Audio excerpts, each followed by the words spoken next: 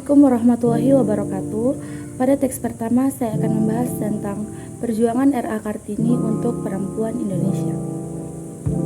Raden Ajeng Kartini dikenal sebagai pelopor kebangkitan perempuan pribumi. R.A. Kartini dianugerahi gelar pahlawan nasional melalui surat keputusan Presiden RI nomor 108 tahun 1964 pada 2 Mei 1964. R.A. Kartini lahir di Jepara pada 21 April 1979 dan meninggal di Rembang pada 17 September 1904. R.A. Kartini lahir dari keturunan bangsawan Tanah Jawa.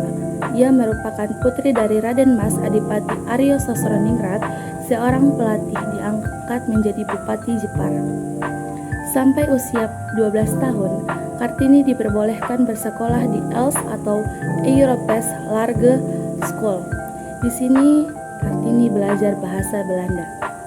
Setelah usia 12 tahun, seperti perempuan-perempuan Jawa pada masa itu, R.A. Kartini harus tinggal di rumah karena sudah biasa dipingit. Lewat buku-buku atau koran dan majalah Eropa, R.A. Kartini tertarik pada pemikiran perempuan Eropa dan timbul keinginannya untuk memajukan perempuan pribumi. Pandai berbahasa Belanda, di rumah R.A. Kartini mulai belajar sendiri dan menulis surat kepada teman-temannya atau korespondensi yang berasal dari Belanda. Salah satunya adalah Rosa Abendanon.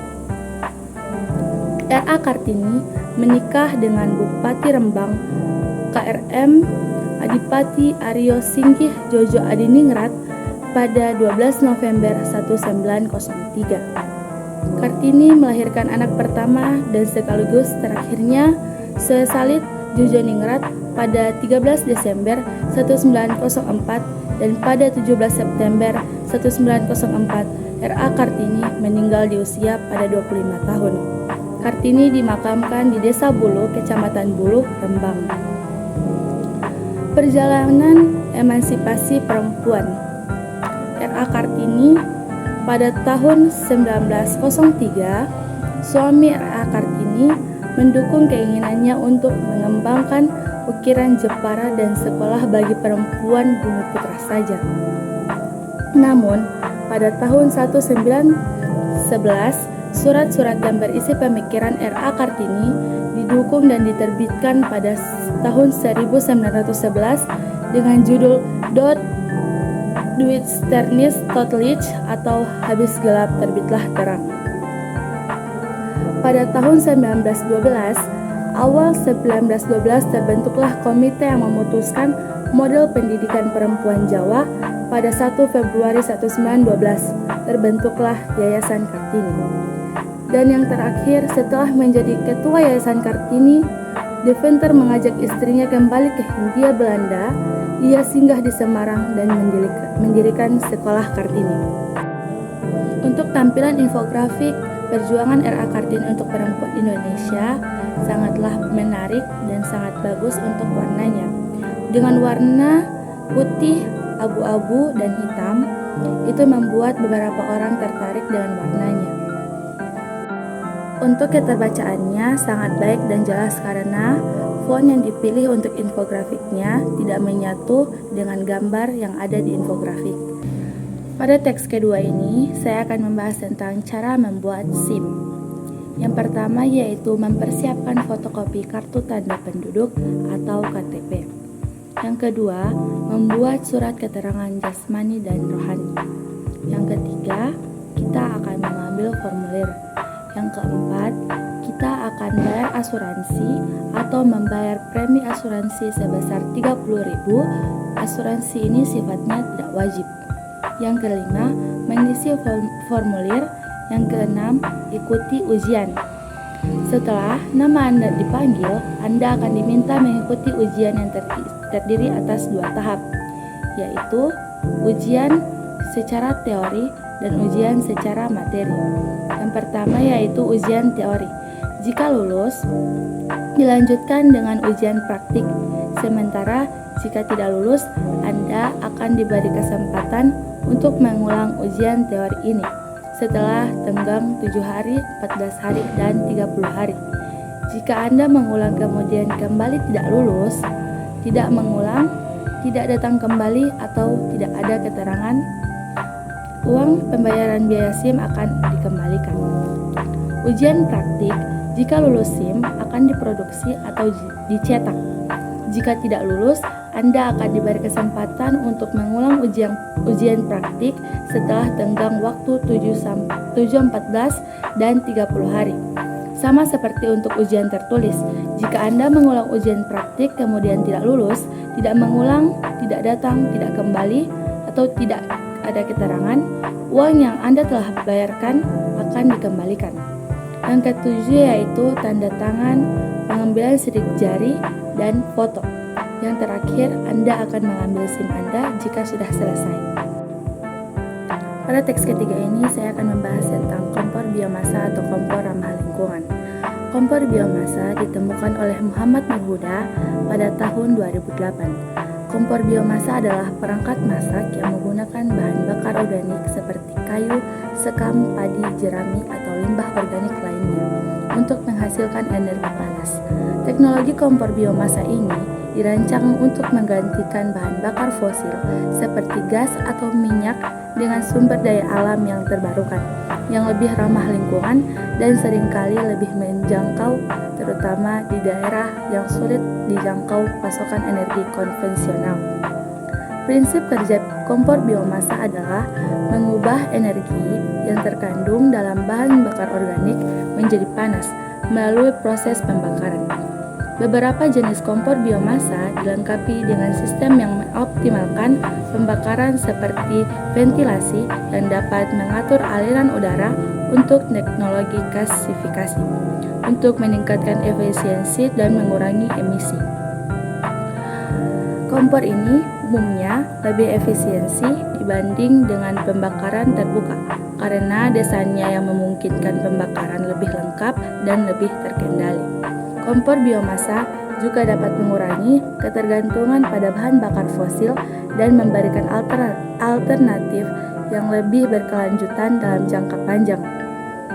Penggunaan kompor biomasa dapat mengurangi dampak negatif terhadap lingkungan seperti pengurangan emisi karbon dioksida atau CO2 karena biomasa yang digunakan menyerap CO2 selama proses fotosintesis.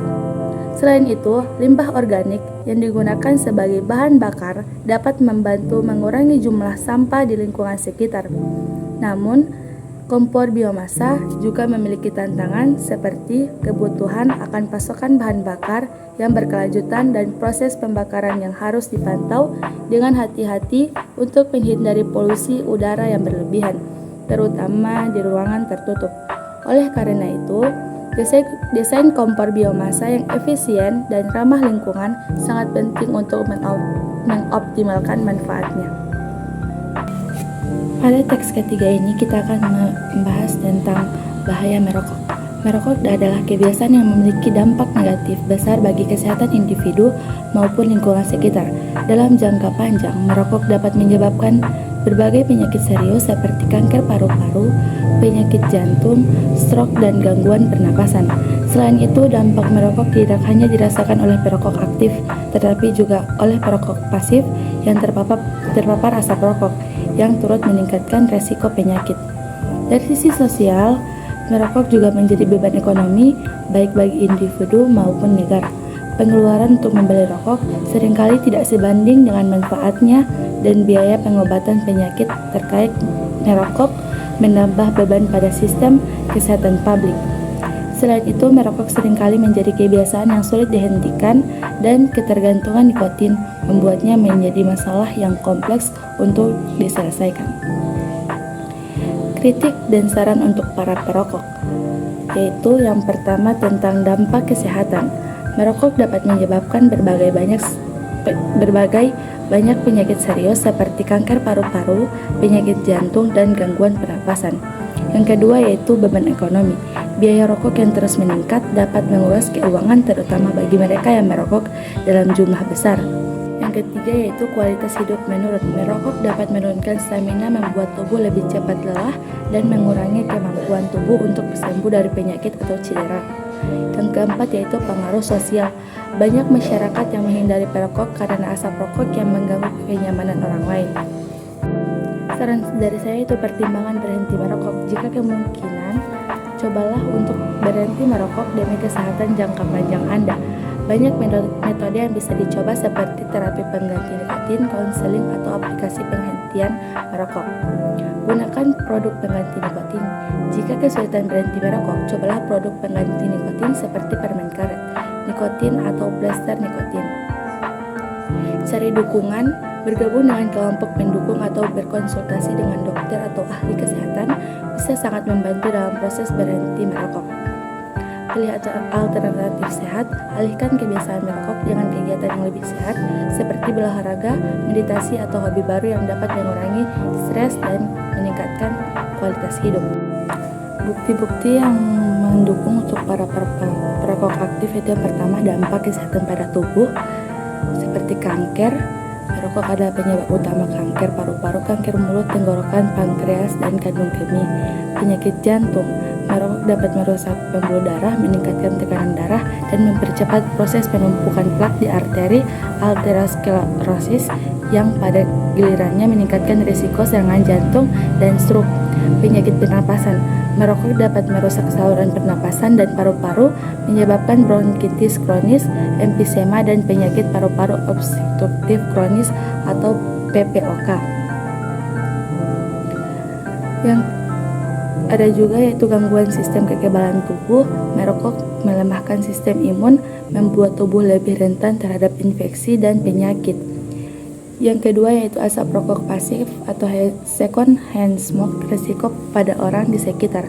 Asap rokok mengandung lebih dari 7.000 bahan kimia dan sekitar 70 diantaranya diketahui bersifat karsinogenik atau penyebab kanker. Sekian presentasi dari saya. Wassalamualaikum warahmatullahi wabarakatuh.